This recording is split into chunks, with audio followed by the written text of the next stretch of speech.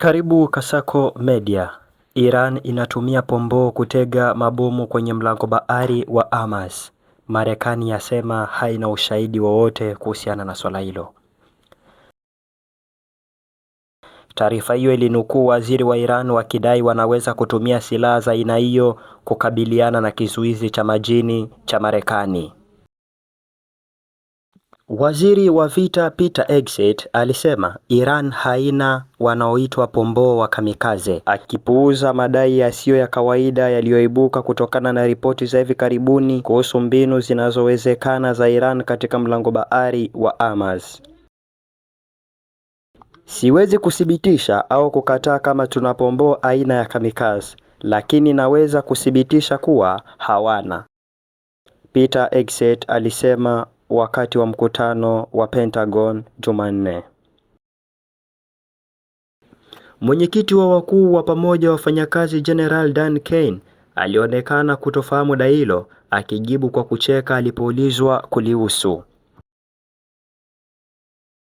Iran yashikilia utekaji wa nishati duniani kwa ndoto kubwa ya mabomu ya bahari ya Hormuz, afisa wa zamani wa kituo cha habari cha Marekani alionya. Sijasikia kuhusu pomboo wa kamikaze, ni kama papa wenye miale ya leza, sivyo? Alisema, akirejelea silaha ya kubuni kutoka filamu za Austin Powers.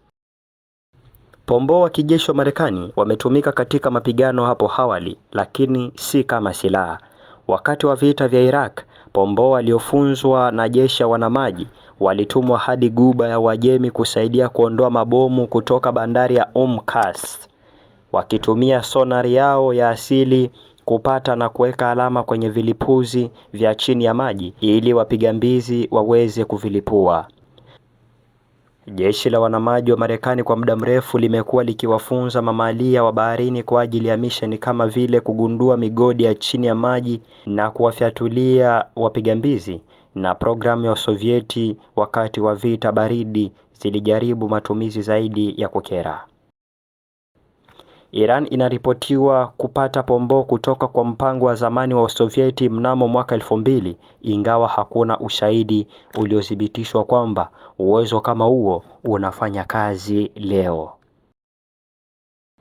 Pomboo wa kijeshi wamefunzwa kugundua na kuashiria vitisho, si kuwapiga, na tofauti na silaha zinazoongozwa, hawawezi kuelekezwa kwa wakati halisi mara tu wanapotumwa. Basi kwa kupata habari zaidi, jiunge na Kasako Media.